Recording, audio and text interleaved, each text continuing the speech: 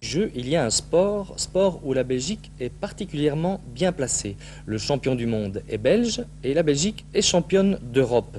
Ce week-end, la première série éliminatoire pour les championnats de Belgique avait lieu à Charleroi. Éric Laurent. Le principe est simple, avec une boule de 14 à 16 livres, faire tomber toutes les quilles en 2 essais. Dès lors que le principe est posé, encore faut-il arriver à réaliser l'exploit. Bien sûr, il faut beaucoup d'adresse, mais surtout de la concentration, car la moindre dissipation peut entraîner une erreur d'appréciation. En effet, la piste huilée sur une partie de son parcours est asséchée dès que l'on s'approche des quilles et la boule prend à cet endroit de l'effet. Elle dessine un orbe plus ou moins long qui la dévie de sa trajectoire. Mais pour ces artistes du bowling réunis au bowling de Charleroi ce week-end, ce genre de déviation n'est plus qu'une question de calcul. À ce petit jeu, la Belgique se positionne bien, le champion du monde Roger Pieters est belge et l'équipe de Belgique vient de remporter les championnats d'Europe à Prague.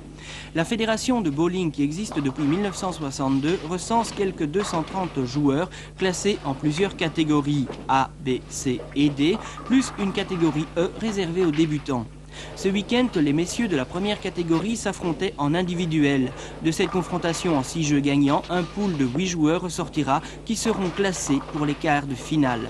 En finale, ils ne seront plus que 5 à concourir pour le titre de champion de Belgique. Le bowling, bien plus qu'une passion, est une véritable drogue à laquelle nul ne peut échapper.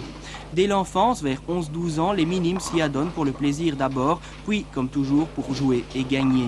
Une victoire qui peut coûter cher, les bowlingmen dépensent entre 3 000 et 9 500 francs pour acheter une boule qui ne durera au plus qu'une année.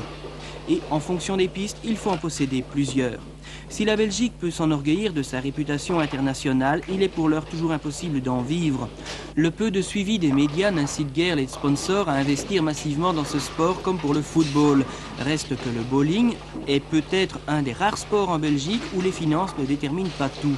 Une notion du sport que n'aurait pas désavoué Pierre de Coubertin, l'inventeur des Jeux Olympiques modernes. Le comité olympique belge ne s'y est pas trompé puisqu'il soutient le bowling.